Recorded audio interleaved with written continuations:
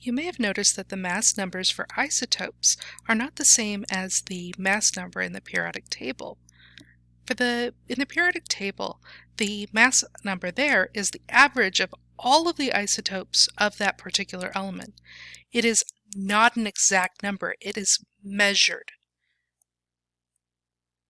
It can be calculated if you find the mass of each isotope and its ratio in the environment.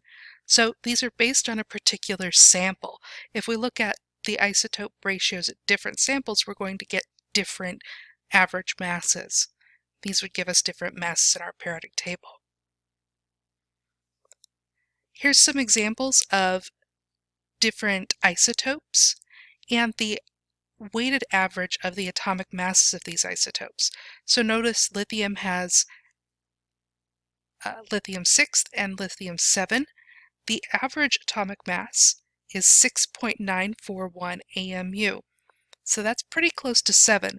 So we can guess that our most abundant isotope, so the most common isotope of lithium, is going to be 7.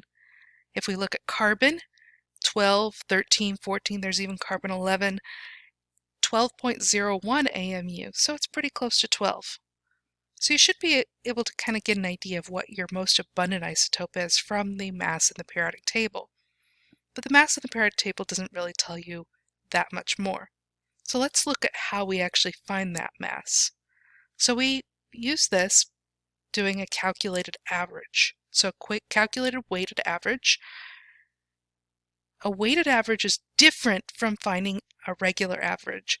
In a weighted average, there's no division involved. You're taking the mass of each isotope and multiplying it by its abundance. That abundance must be converted to a decimal form.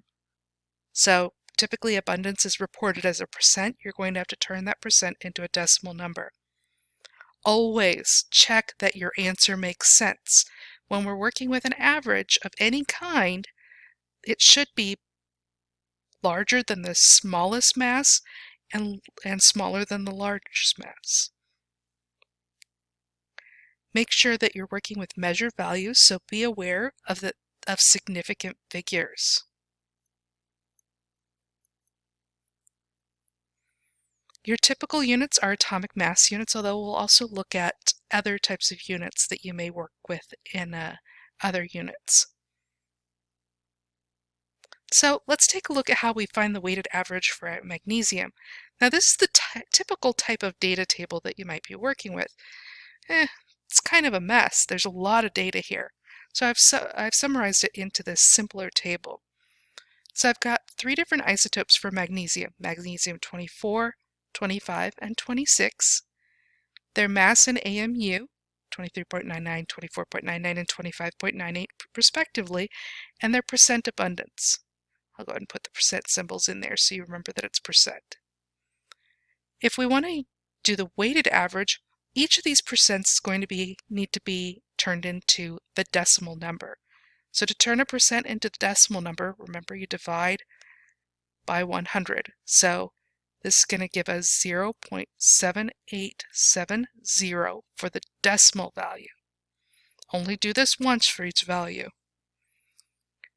Then we're going to multiply the mass of this isotope times its abundance in decimal.